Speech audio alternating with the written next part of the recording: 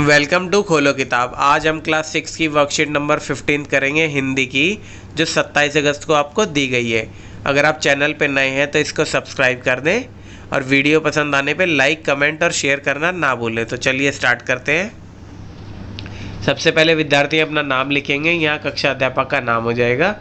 प्यारे बच्चों, आज हम लेखिका कृष्णा सोबती द्वारा लिखित संस्मरण बचपन के अगले भाग को पढ़ने जा रहे हैं, जिसमें हम उनकी खाने पीने की आदतों के बारे में जानेंगे। तो आपकी लेखिका क्या है? कृष्णा सोमवती।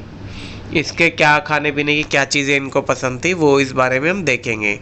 याद रहे, उन दिनों कुछ घरों में ग्रामोफोन थे, रेडियो और टेलीविज़न नहीं थे। उस टाइम पे ग्रामोफोन होते हैं जिस पे हम म्यूज़िक सुनते हैं, पुराने टाइम का वो होता है। हमारे बचपन की कुल्फ़ी आइसक्रीम हो गई। पहले हम जो बचपन में कुल्फ़ी खाते थे वो आइसक्रीम के नाम से मिलने लग गई, आइसक्रीम मिलती है उसकी जगह। कचौड़ी समोसा की जगह पैटीज़ बदल गया।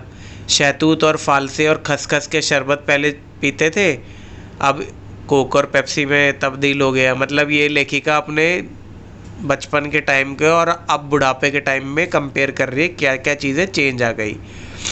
उन दिनों कोक नहीं, लेमनेड विमटो मिलती थी। कोको कोला नहीं मिलती थी, या तो लेमनेड मिलता था या विमटो मिलती थी।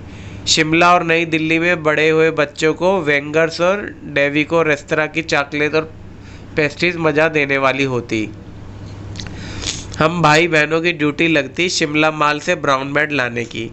तो ये दोनों भाई बहन होती थी, इनको लगती थी कि ड्यूटी कि माल टाउन जो शिमला में है वहाँ से ब्राउन ब्रेड लाने की। हमारे घर माल से ज़्यादा दूर नहीं था। मतलब लेखिका का बचपन, शिमला की लेखिका रहने वाली है और वो माल रोड से ज़्यादा दूर उनका घर भी नहीं था। एक छोटी सी चढ़ाई और गिरजा मैदान पहुंच गए। एक छोटी सी चढ़ाई है लेखिका घर से और गिरजा मैदान मतलब चर्च है, वहाँ तक पहुंच गए। वहाँ से एक उतराई उतरते और माल पर। अब कोई जो शिमला गया होगा उसको ये सारी चीज़ें पता होगी कि जो चर्च है वहाँ से थोड़ा सा उतरने के बाद माल रोड आ जाता है। कन्फेक्शनरी काउंटर पर तरह तरह की पेस्ट्री और चॉकलेट की खुशबू मन भावनी बड़ी उनको अच्छी लगती थी। जब वो चॉकलेट और पेस्ट्री की खुशबू आती थी। हमें हफ्ते भर में एक बार चॉकलेट खरीदने की छूट होती थी। मतलब इनके मम्मी पापा ने उन्हें एक ही बार हफ्ते में चॉकलेट खरीदने की छूट देती थी। सबसे ज़्यादा मेरे पास ही चॉकलेट टॉफ़ी का स्टॉक रहता था। अब ये लेखिका क्या है, आपके घर में भी बहन वगैरह होगी छोटी, उसकी आदत होती है कि खाने की चीज़ रख लेती थी कि बाद में खाऊंगे बाद में खाऊंगे। तो ऐसे ही लेखिका थी, ये खरीद तो लेती थी पर ये संभाल के रखती थी, तो इसलिए इसके पास ज़्यादा चॉकलेट और टॉफ़ी बची रहती थी। मैं चॉकलेट लेकर खड़े खड़े कभी नहीं खाती थी।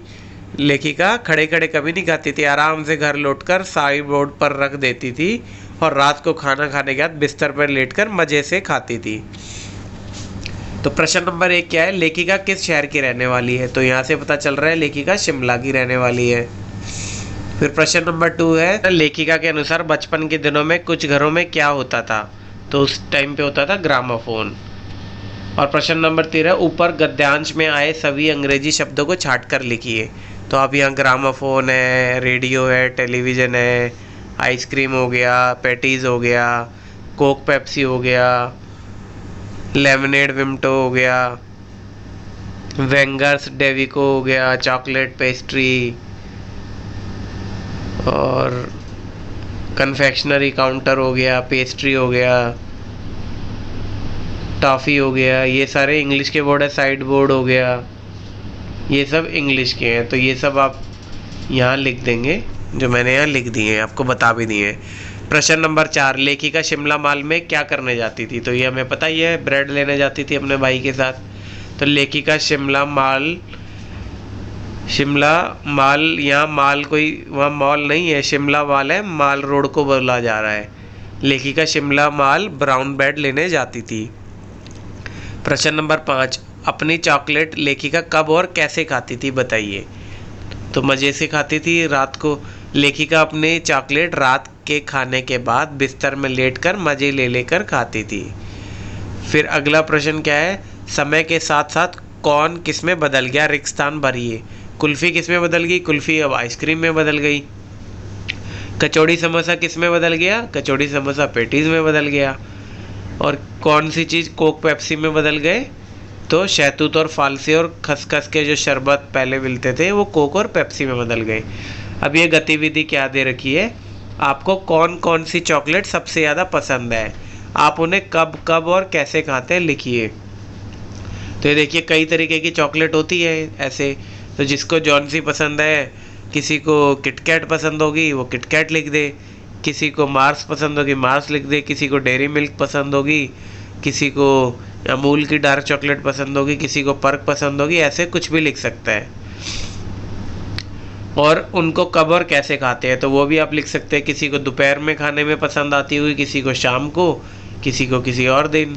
तो ऐसे ही लिख दीजिए इनमें से कुछ भी, और रात के या दिन में मज़े लेकर खाते हैं ऐसे लिख दीजिए। इसी के साथ हमारी ये वर्कशीट कंप्लीट हुई। मिलते हैं नेक्स्ट वीडियो में नेक्स्ट वर्कशीट के साथ। Don't forget to like, comment, share and subscribe the channel. Thank you.